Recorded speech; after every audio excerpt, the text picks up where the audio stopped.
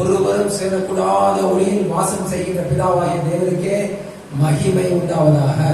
பிதாவின் வலது பாதத்திலிருந்து நமக்காக பரிந்து பேசுகிற நிஜமான யெஷுவா மஷியாவிற்கே மகிமை உண்டாவதாக. நிஜமான யெஷுவா மஷியா நாமத்தால எல்லாருக்கும் ஓய்வு நாள் வாழ்த்துக்கள். ஷபாத் ஷலோம். கர்த்தருடைய கட்டளையின்படி இந்த ஓய்வு நாள் பரிசுத்த சபை கூடுதலை நாம் எல்லோரும் ஜெபம் செய்து ஆரம்பிக்கலாம். ஹல்லேலூயா.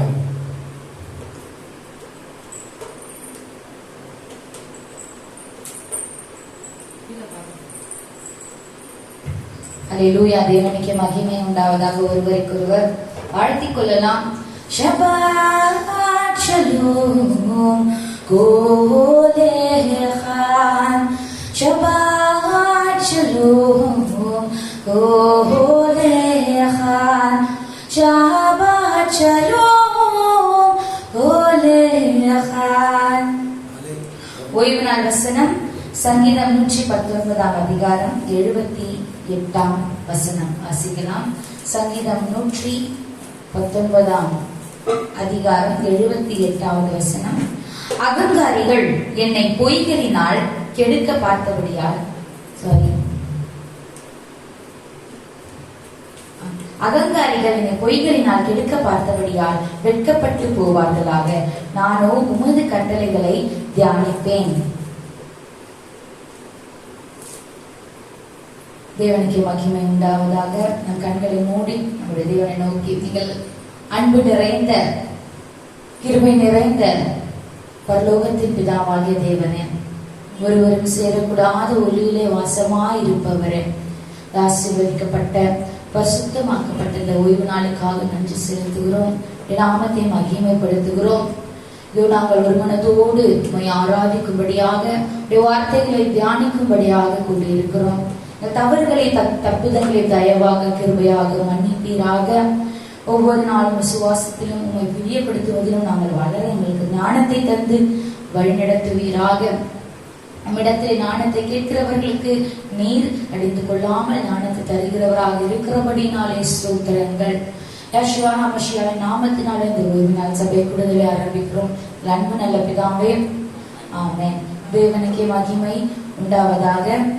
தேவன் ஒருவரே தேவன் என்றும் அவரை அல்லாத தேவன் யாரும் இல்லை என்றும் அவரே சகலத்திற்கும் அதிகாரியாக இருக்கிறார் என்பதையும் பறைசாற்றும் வண்ணமாக இந்த வேலையில ஷமா இஸ்ராயேல் என்று நம்ம தேவனை எபிரேய மொழியிலே பிரஸ்தாவப்படுத்த போகிறோம்.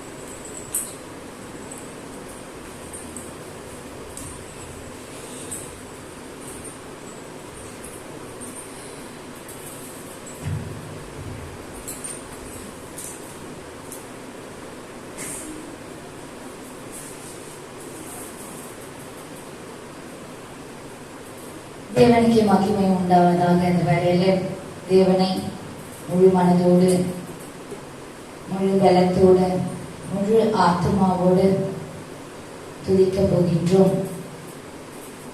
அவரே என்றென்றைக்கும் துதிக்கப்படுகிறவராக இருக்கிறார். அல்லேலூயா. ஏசாயாவில் சொல்லியிருக்கிறபடி எழும்பி பிரகாசி, உன் ஒளி வந்தது என்று வார்த்தை சொல்லுகிறது.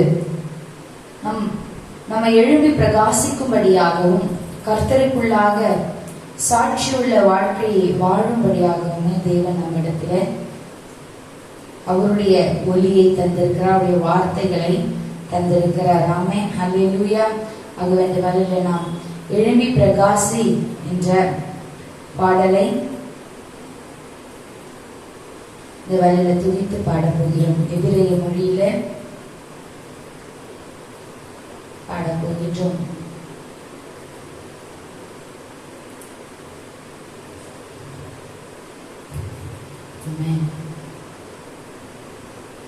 கர்த்தர் தருகிற வெளிச்சத்தில நாம் எழும்பி பிரகாசிக்கும்படியாக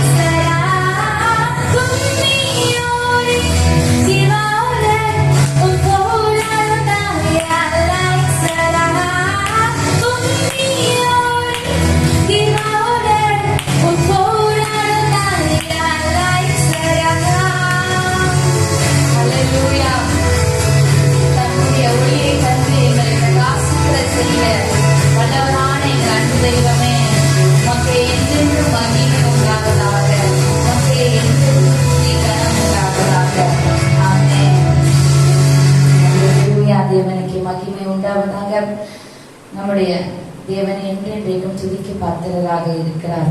அவரை துதிக்கும் பொழுது விடுதலை உண்டு. ஆமென். ஹல்லேலூயா. அவரை என்றென்றைக்கும் ஸ்தோத்திரத்திற்குரியவராகவும் இருக்கிறார். அல்லேலூயா. ஆகவே ஸ்தோத்திரம் செய்தேனே, ரட்சகரை ஸ்தோத்திரம் செய்தேனே என்ற லெவலில் பழைய பாடல் அந்த வழியில் பாடி துதிக்க போகின்றோம்.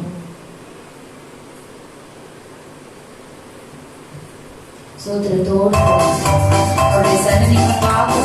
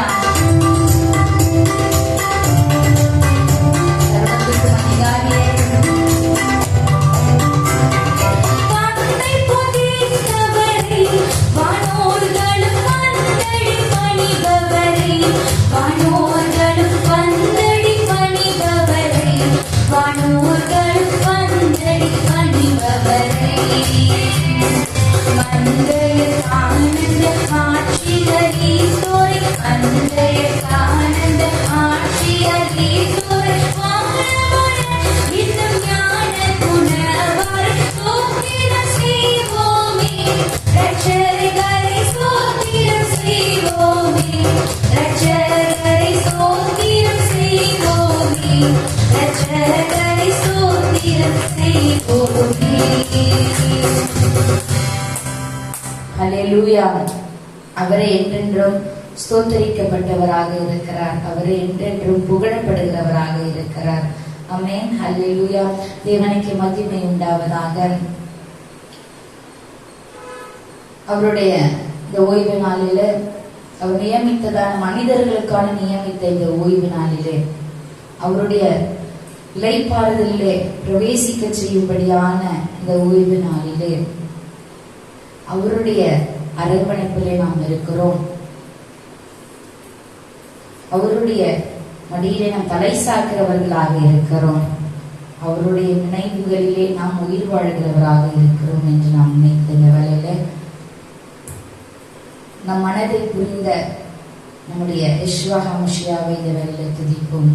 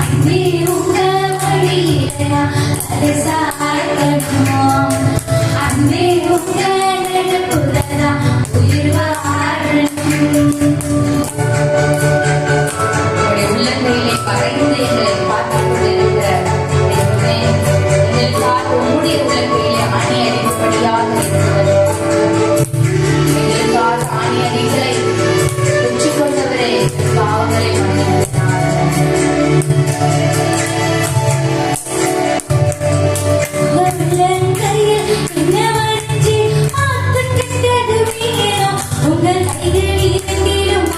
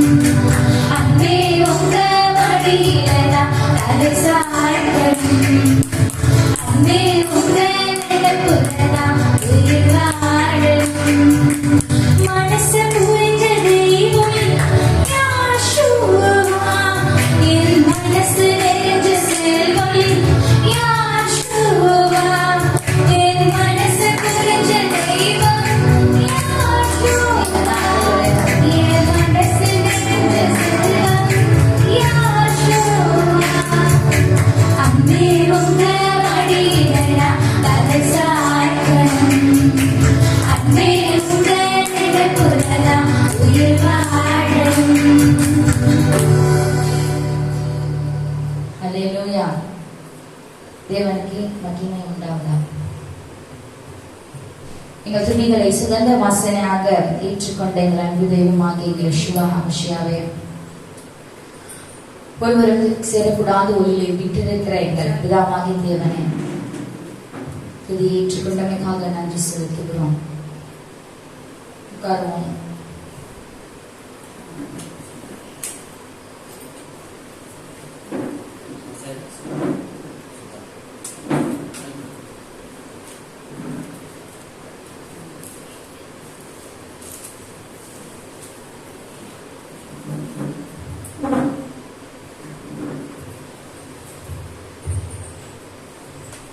இந்த ஓய்வு நாள் தூரம் ஒவ்வொரு வாரமும் நம் தேவனுடைய தோரா வசனத்தை தேவன் நமக்கு கொடுத்திருக்கிற இன்ஸ்ட்ரக்ஷன் முறைகளை நம் வாழ கொடுத்திருக்கிற முறைகளை நாம் தியானித்துக் கொண்டே வருகிறோம். இந்த வாரத்தினுடைய தோரா பகுதி தஸ்ரியா. இந்த வாரத்தோட தோரா பகுதி தஸ்ரியா. தஸ்ரியா என்றால் she conceived, அவள் கருவுற்றாள். அது ஒரு விதையாகவும் சொல்லப்படும், கருவுற்றுதலை பற்றினதாகவும் சொல்லப்படுகிற வார்த்தை தஸ்ரியா. இந்த தோரா பகுதியிலே லேவியராகமம் 12ஆம் அதிகாரம் 1ஆம் வசனத்திலிருந்து 13ஆம் அதிகாரம் 59ஆம் வசனம் வரையும் இந்த தஸ்ரியாவினுடைய தோரா பகுதியாக இருக்கிறது.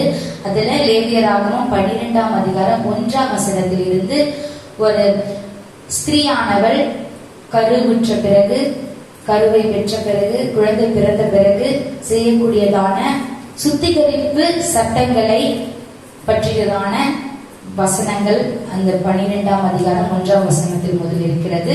லேவியராகமம் 13ஆம் அதிகாரம் 1ஆம் வசனத்தில் இருந்து குஷ்டரோகம், இந்த குஷ்டரோகத்தினுடைய வகைகளை பற்றியதும் அதனுடைய அறிகுறிகளை பற்றினதும் லேவியராகமம் 13ஆம் அதிகாரத்தில் இருந்து 59ஆம் வசனம் வரையும் இருக்கிறது. அதில் இந்த தோரா பகுதியில ஸ்திரீயின் குழந்தை பிறப்புக்கு பிறகு அனுசரிக்கப்படும் சுத்திகரிப்பு சட்டங்களை பற்றியும், தொழுநோய்கள் அதாவது குஷ்டரோகங்களை கண்டறிந்து தனிமைப்படுத்தும் சட்டங்களை பற்றியும் வேதம் நமக்கு வேதத்திலே எழுதப்பட்டிருக்கிறது. எப்படி ஒரு குழந்தை ஒரு ஸ்திரீக்கு பிறந்த பிறகு என்னென்ன சுத்திகரிப்பு முறைமையின்படி இந்த ஸ்திரீயானவள் சுத்திகரிக்கப்படுகிறாள், எவ்வளவு நாட்களுக்கு சுத்திகரிப்பு முறை அனுசரிக்கப்படும் என்பது தோராவிலே பதிவாகி இருக்கிறது.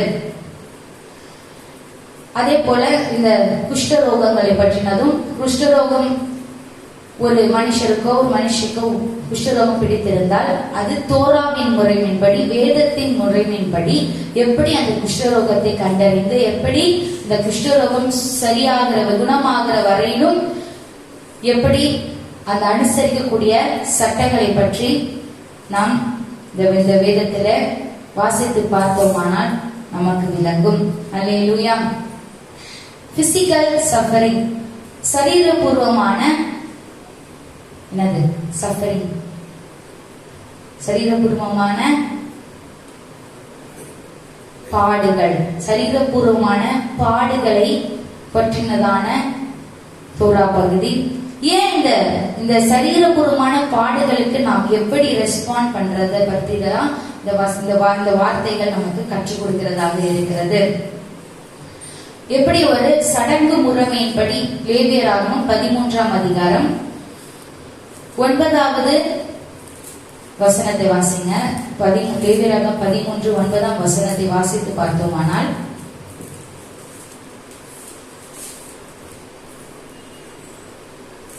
குஷ்டரோகம் ஒரு மனிதனுக்கு இருந்தால் அவனை ஆசாரியனிடத்திற்கு கொண்டு வர வேண்டும். சடங்கு முறைமையின்படி தூய்மையற்றவர்களை, அதாவது இந்த ஸ்கின் டிசீஸ், தோலிலே வரக்கூடியதான நோய்களை இருக்கிறவர்களை யாரிடத்துல கொண்டு வரணும்? வேதத்தின் பிரகாரம் பிரீஸ்ட் இடத்துல, யாரிடத்துல? ஆசாரிய இடத்துல கொண்டு வந்து காட்ட வேண்டும். அந்த ஆசாரியர் என்ன பண்ணுவாரு? அவர்களை பார்த்து எப்படிப்பட்டதான குஷ்டரோகம் என்பதை அவர் பார்த்து என்ன பண்ணுவாரு? அதற்கேற்றாறு போல அவர்களை குவாரண்டைன் பண்ணுவாங்க, தனிமைப்படுத்த பட வைப்பார்கள். எதன் பிரகாரமாக? தோராவின் படி எத்தனை நாட்கள் தனிமைப்படுத்தப்பட வேண்டும். இந்த குஷ்டரோகம் இருந்தால், இந்த வகையான குஷ்டரோகம் இருந்தால் இத்தனை நாட்களுக்கு தனிமைப்பட வேண்டும். இப்படி தனிமைப்பட்டு இப்படி சுத்திகரிக்கப்பட வேண்டும் என்பதை குறித்தான விளக்கங்களை யார் சொல்லுவா? ஆசாரியர் பார்த்து சொல்லுவார். இந்த ஸ்கின் டிசீஸ், இந்த குஷ்டரோகங்கள், தோல் வியாதிகள் எங்கிருந்து ஏன் மனுஷர்களுக்கு வருது? ஏன் கர்த்தர் இதையெல்லாம் அனுமதிக்கிறார் என்றால், கர்த்தர் அனுமதிக்கிறது அல்ல.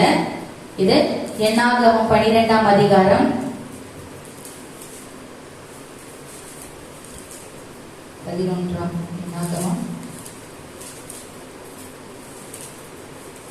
என்னாகமம் 12ஆம் அதிகாரத்தில் இருக்கிறது. இந்த தோல் வியாதிகள் எல்லாம் எதனால வருதான்? பாவத்தின் நிமித்தமாக வருகிறது. தோல் வியாதிகள், ஒருவன் பாவம் செய்வானே ஆனால் அந்த பாவம் அவனுக்கு அது எப்படி ஆகுதுன்னா தோல் வியாதிகளாக கொடுக்கப்படுகிறது என்று என்னாகமம் 12ஆம் அதிகாரத்திலே பதிவாகி இருக்கிறது. ஏன் இந்த பாடுகள்? யோபுவினுடைய ஸ்டோரி, யோபினுடைய வரலாறு நம்ம எடுத்து பார்த்தோம்னா, யோபு 2:7 படிங்க. யோபு புஸ்தகம் 2:7ஆம் அதிகாரம்.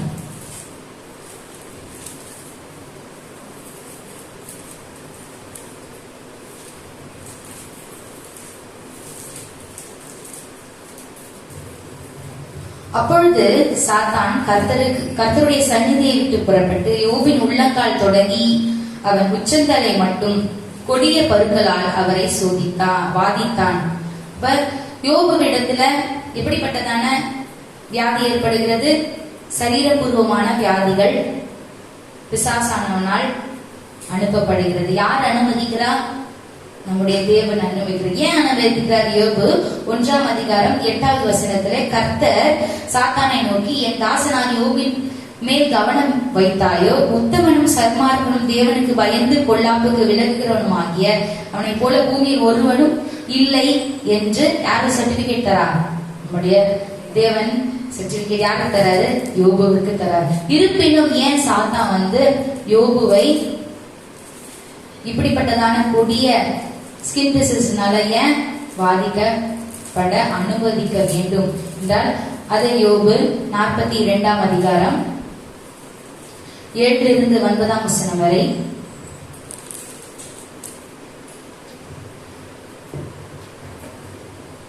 உமது மதகுகளின் இறைச்சி, யோபு 42:7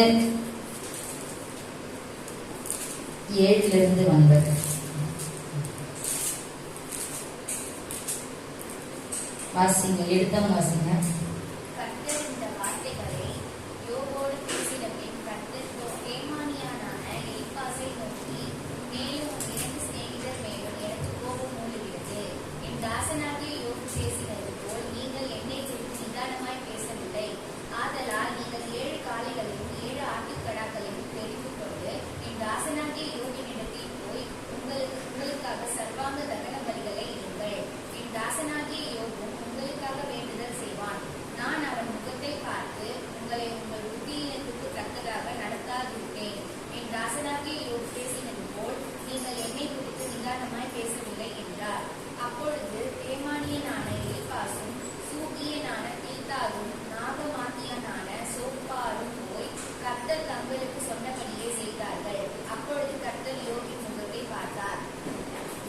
யாருக்கு மேல யாரும் கோபம் உண்டாயிற்று?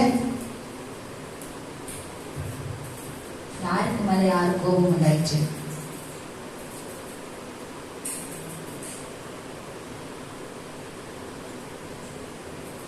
தோமானியனான எலிபாசை நோக்கி, உன்மேல் உன் 2 சிநேகிதர் மேலும் எனக்கு கோபம் மூழுகிறது என்றார். அப்ப யோபு இப்படிப்பட்ட சிநேகிதர்களுக்காக ஜெபம் பண்ணும்போது என்ன ஆக்கப்பட்டாரு? அவருடைய டிசீஸ், அவருடைய வியாதி நீக்கப்பட்டு எப்படிப்பட்ட ஆசீர்வாதம் யோபுக்கு வந்தது? இரட்டைத்தனையான ஆசீர்வாதங்களை கர்த்தர் என்ன பண்ணாரு? தருகிறார். இந்த வசனத்தை வாசிக்கும் பொழுது நமக்கு என்ன புரிகிறது? எல்லாம் இப்ப நம்ம முன்னாடி சொன்னபடிக்கு ஸ்கின் டிசீஸ், அதாவது வியாதி, தோல் நோய் வியாதிகள் வருமானால் அது எதனால வருது? பாவத்தின் நிமித்தமாக வருகிறது என்பது என்னாகமத்தில் இருக்கிறது. ஆனால் எல்லா நோய்களும் பாவத்தினால வருகிறது அல்ல. இந்த உலகத்திலே நீதியாய் நடக்கிறவர்களும் பாட அனுபவிக்கிறார்கள். அவர்களுக்கு என்ன வருது? வியாதிகள் வருகிறது. இதை குறித்து தான் யெஷுவா யோவான் 9ஆம் அதிகாரத்துல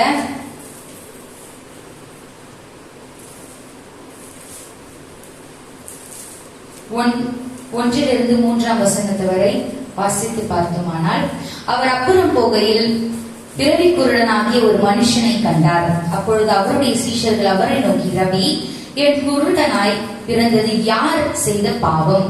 இவன் செய்த பாவமோ, இவனை பெற்றவர்கள் செய்த பாவமோ என்று கேட்டார்கள்.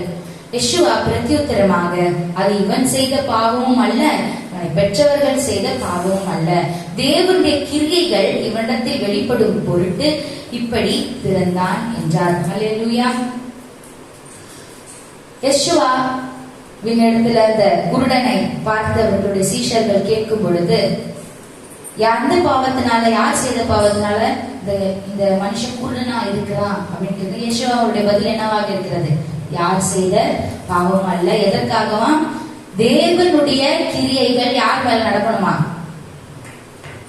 அந்த மனிதன் மேல தேவனுடைய கிரியை வெளிப்படும் பொருட்டாக அவன் இப்படி பிறந்திருக்கிறான். அதே போல தேவன் சொன்ன இந்த வார்த்தைகள், இந்த சடங்கு முறையான தூய்மை அற்றவர்களுடைய சடங்காச்சாரங்கள் எல்லாம் எதனால சடங்கு முறையின்படி தூய்மையாக்கப்படும்? ஏன்னா அவருடைய பாவம் செய்தபடியினால அவர்களுக்கு அப்படிப்பட்டதான தோல் வியாதிகள் வரப்பட்டிருக்கிறது. தோராவில வாசிக்கும் போது அப்படிப்பட்ட தோல் வியாதிகள் உங்க பாவம் செய்தபடியினாலே வரப்பட்டதுனாலதான் அதற்கேற்ற சட்டங்களை தேவன் அந்த இடத்திலே நியமித்திருக்கிறார். ஆனால் நீதியாய் நடக்கிறவர்கள், யெஷுவாவின் நிமித்தம் நீதிமான்களாக வழிநடத்தப்படுகிறவர்களை அவர்கள் நோய்வாய்ப்பட்டு இருப்பார்களானால் அவர்கள் தேவனுடைய நாமம் அவர்கள் மத்தியில் வெளிப்படும்படியாகவும் அவருடைய கிரியை அவர்களிடத்துல செயல்படும்படியாகவும் நடக்குது. அப்படிப்பட்டதாக பிறந்திருக்கிறார்கள். அந்த வியாதிகள் நமக்கு கொடுக்கப்படுகிறது. இப்போ எல்லா வியாதியும் பாவத்தினால் உண்டானது அல்ல. எல்லா வியாதியும் திருப்பி அதெல்லாம் பாவத்தினால் உண்டானது இல்லையா? எல்லா வியாதியும் தேவனுடைய கிரியை வெளிப்படும்படியாகவும் அருளப்பட்டு இருக்கிறது. நம் உலகத்திற்கு வெளிச்சத்தை பிரதிபலித்து சுகத்தை ஜனங்களுக்கு கொண்டு செல்கிறவர்களாக இருக்க வேண்டும். இந்த தோரா தஸ்ரியா இந்த முறைப்படி இதை பார்க்கிறவர்கள் பழைய ஏற்பாடு இப்படிப்பட்ட சஃபரிங் அவங்களே சஃபர் பண்றாங்க, என்ன அவங்களே பாடு அனுபவிக்கிறாங்க. ஆனா அந்த பாடுகளே அவர்களை தனிமைப்படுத்தி இத்தனை நாள் அவர்களை சுத்திகரித்து இதெல்லாம் தேவையாது, இதெல்லாம் கர்த்தர் ஏன் அனுமதிக்கிறார் அப்படின்ற கேள்வி வரலையா? அவங்களே பாவம் அப்படின்ற வரும் பொழுது இது கர்த்தர் என்ன பண்றாரு? அவர்களை அப்படியே விட்டுறாரா? இல்ல, அவர்களை கொஞ்சம் கொஞ்சமாக என்ன பண்றாரு? சுத்திகரிக்கிறார். எப்படி? யாரை கொண்டு? அவர்களுடைய ஆட்களை கொண்டு கொஞ்சம் கொஞ்சமாக. சுத்திகரிப்பினுடைய முறைமை எல்லாம் தியானித்து பார்க்கும்போது ஒவ்வொரு ஒரு தனிப்பட்ட முறைமையில இருக்கும். ஒரு குஷ்டரோகம் இருந்தால் ஒவ்வொரு விதமான சுத்திகரிப்புகள் இருக்கும். அப்ப அப்படி இருக்கும் பொழுது கர்த்தர் அவர்களை என்ன பண்றாரு? ஆவிக்குரிய ரீதியாக சுத்திகரிக்கிறார். அதற்குதான் அவர்கள் தனிமைப்படுத்தப்படுகிறார். ஆவிக்குரிய ரீதியாக ஒருவங்க என்ன பண்ணும்? ஆயத்தமாகணும் என்றால் கர்த்தர் அவர்களை என்ன பண்ணும்? தனியா வச்சு அவங்களோட என்ன பண்ணும்? அவர்களை கூடமிட வேண்டும். ஆகவேதான் அவர்களிடத்திலே அப்படிப்பட்ட ஜனத்தார் மத்தியிலே நம்மையும் கர்த்தர் எப்படி வைத்திருக்கிறார்? இப்படிப்பட்ட ஜனங்கள் இன்னைக்கும் எத்தனையோ வியாதியஸ்தர்கள் இருக்கிறாங்க இல்லையா? நம்ம என்ன பண்ண, உடல் ரீதியாக, உணர்வு பூர்வமாக, ஆவிக்குரிய சில பேர் ஆவிக்குள்ளாக வளராத சில கம்மி பெர்சன்டேஜ்ல இருக்கிறாங்க. ஆவிக்குரிய ரீதியில இயேசுவை தெரியும், எல்லாரையும் ஆண்டவரை தெரியும், எல்லாம் தெரியும், ஆனா ஆவிக்குரியாக வளரவே இல்லை. அதுல குறைவுள்ளவர்களாகவும் பலவீனம் உள்ளவர்களாகவும் சுகவீனம் உள்ளவர்களாகவும் இருக்கிறார்கள். நம்மளுடைய பொறுப்பு என்ன? நம்ம கர்த்தர் என்ன பண்றார்? வெளிச்சமாக வைத்திருக்கிறார். இப்ப நம்மளுடைய பொறுப்பு என்ன? நம்ம அவர்களுக்காக உடல் ரீதியாக, உணர்வு பூர்வமாக, ஆவிக்குரிய சுகத்திற்கு நம்ம என்ன பண்ணோம்? ஜெபிக்க வேண்டும். அதான் நமக்கு சொல்லிக் கொடுத்திருக்கிறார். இரண்டாவது, உடல் ரீதியாக சுகவீனம் உள்ளவர்களை நாம் பார்க்க வேண்டுமா? மத்தேயு 25:36 வசனத்தை எடுங்க, வாசிங்க. மத்தேயு 25.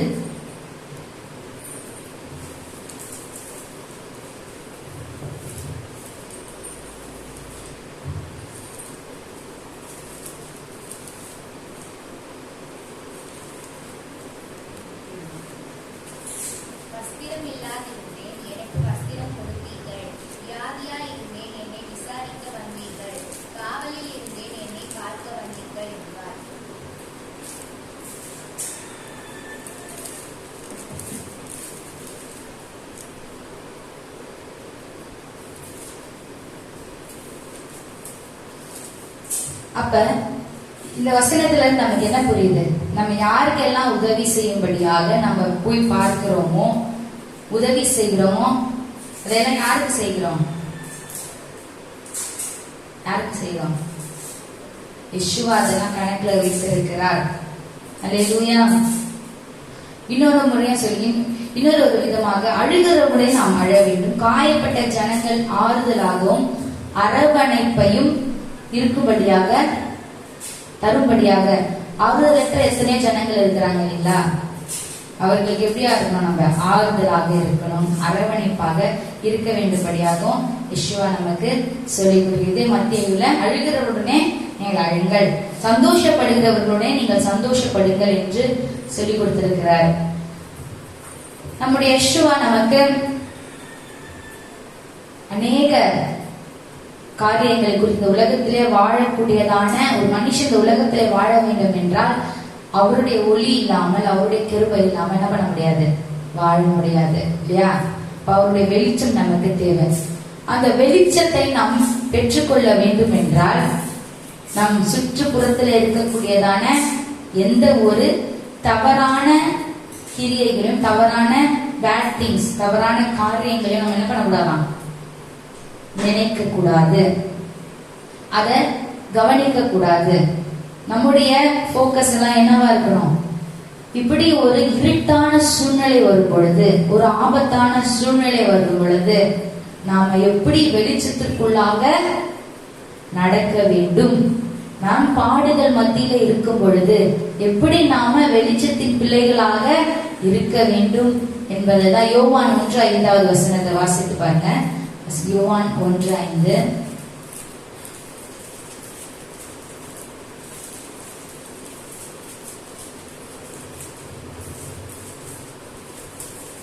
யோவான் 1:5 வசனத்திலே, அந்த ஒளி இருளிலே பிரகாசிக்கிறது, இருளானது அதை பற்றி கொள்ளவில்லை. இந்த உலகம் முழுவதும் புல்லாங்கனுக்குள் கிடக்கிறது என்பதை நமக்கு எல்லாருக்கும் தெரியும் இல்லைங்களா? இந்த உலகம் முழுவதும் எதுல இருக்கு? பொல்லாங்கனுக்குள் இருக்கிறது. பொல்லாங்கனுக்குள் இருக்கக்கூடியதான இந்த உலகத்துல நம்ம எப்படி இருக்கணும்? எப்படி இருக்கணும்? பொல்லாங்கன்னா இருட்டுன்னு வச்சுக்கோங்க. இருட்டான காரியங்கள் சூழ்ந்த உலகமாக இருக்கு. அப்ப நம்ம எப்படி இருக்கணும்? வெளிச்சமாக இருக்கணும். இப்ப வெளிச்சமாக இருக்கணும் என்றால், ஒரு வெளிச்சம், இப்ப இந்த வெளிச்சம், ஒரு பல்பு போடுறோம், எரியுது இந்த பல்பு.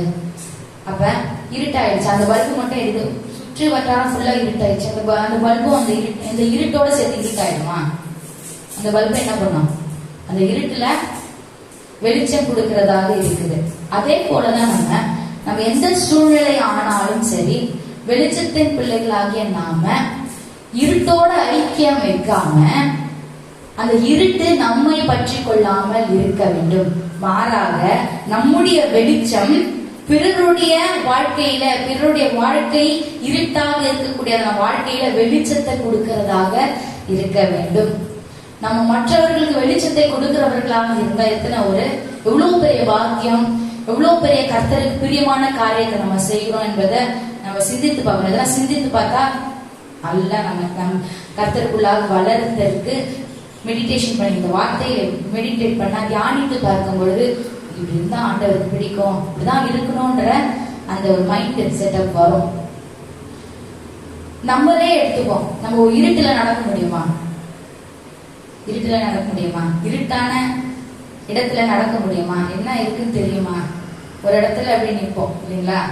ஆனா இதே இன்னொருத்தர் இன்னும் இருட்டா இருக்கீங்களே, தாங்க டார்ச் அடிக்கிறேன் நடந்து போங்க அப்படின்னா நம்ம போவோமா இல்லையா? இந்த வெளிச்சத்துல அதே போலதான் நம்ம என்ன பண்ணணும், நம்ம வெளிச்சமாக இருந்து மற்றவர்களை கர்த்தருடைய ராஜ்யத்தில் கொண்டு போகிற வெளிச்சத்தின் பாதையாக இருக்கணும். சத்தியத்தின் ஊழியக்காரர்களாக இருக்க வேண்டும்.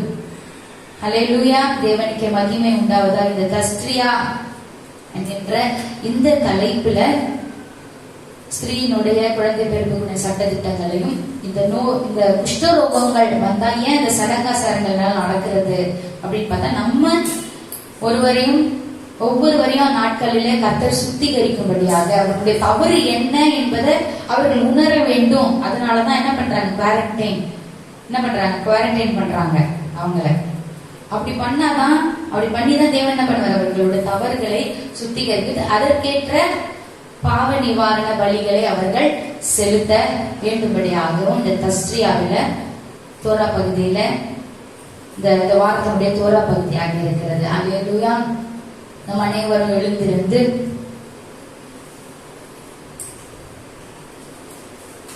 இந்த தோரா பகுதி மிகவும் சிறியதான 2 விஷயத்தை கொண்டுள்ளதாக இருந்தாலும் அதுல ஒரு பெரிய தியானிப்பிற்குரிய வார்த்தைகளை தேவன் வைத்திருக்கிறார். என்ன அது தியானிப்புக்குரிய வார்த்தை சொல்லுங்க? யோவான் 1 இருக்கிறபடி இப்ப படிச்சமே, இருளானது வெளிச்சத்தை பற்றி கொள்ளாது. அதே போல நம்ம வெளிச்சமாக இருந்து இருளானது நம்மை தொடாதபடிக்கு நம்ம எப்பொழுதும் பிரகாசிக்கிறவர்களாக ஒவ்வொரு நாளும் பிரகாசத்துல பவர்ல என்ன ஆகணும், இன்க்ரீஸ் ஆயினே வரணும். ஹல்லேலூயா. கண்களை மூடி உங்கள் அன்பு தகப்பனே, இது உங்களுடைய வார்த்தைகளுக்காக நன்றி செலுத்துகிறோம். உடைய வார்த்தைகளை நாங்கள் தியானித்தோம். நீர் தந்த அனைத்து சட்டங்களும் நாட்களில் ஆண்டவரே ஒவ்வொருவரையும் உமக்குள்ளாக அழைக்கும்படியாக, உமக்குள்ளாக பலப்படும்படியாகவே நீர் எல்லாவற்றையும் தந்திருக்கிறீர் உங்களுடைய தோராவிலே என்பதை நாங்கள் தியானிக்கின்றோம்.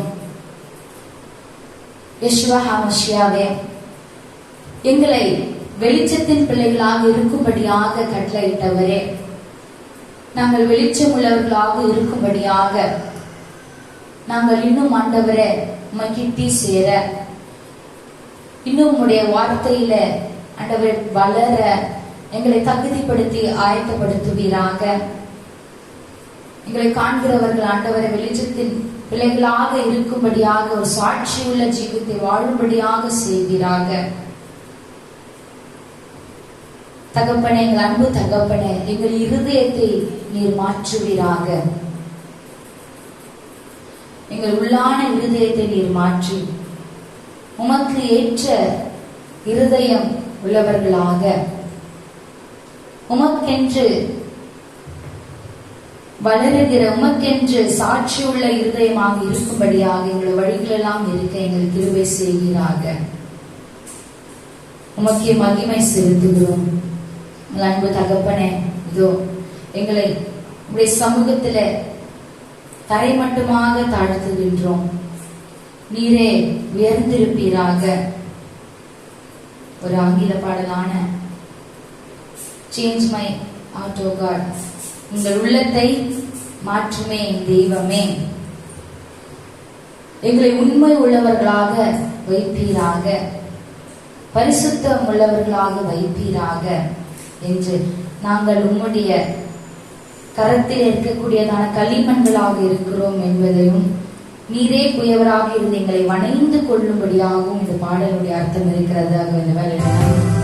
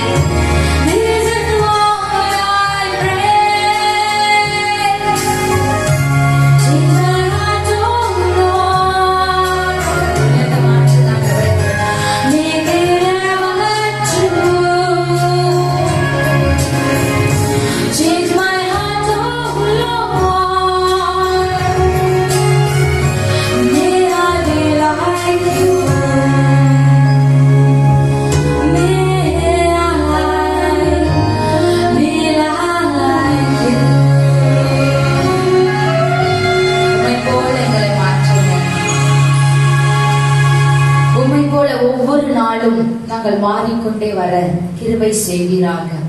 எல்லா துதி கன மகிமை யாவற்றை உமக்கு மாத்திரமே செலுத்தி மீட்பெரும் ரட்சகருமாகிய யெஷுவா ஹமஷியாவின் நாமத்தினால் ஜெபிக்கிறோம் எங்கள் அன்பு நல்ல பிதாவே. ஆமென். ஆத்துமாவே கர்த்தரை ஸ்தோத்திரி, என் முழுமே கர்த்தரின் பரிசுத்த நாமத்தை ஸ்தோத்திரி. என் ஆத்துமாவே கர்த்தரை ஸ்தோத்திரி, கர்த்தர் செய்த சகல உபகாரங்களை மறவாதே. ஆமென்.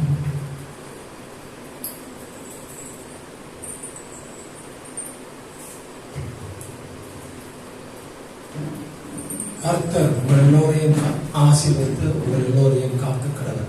கர்த்தர் தம்முடைய முகத்தை உங்கள் எல்லோர் மேலும் பிரகாசிக்க செய்து உங்கள் எல்லோருக்கும் கிருபையாய் இருக்க கடவர். கர்த்தர் தம்முடைய முகத்தை உங்கள் எல்லோர் மேலும் பிரசன்னமாக்கி உங்கள் எல்லோருக்கும் சமாதானம் கட்டளையிட கடவர். எல்லாருக்கும் ஷபாத் ஷலோம்.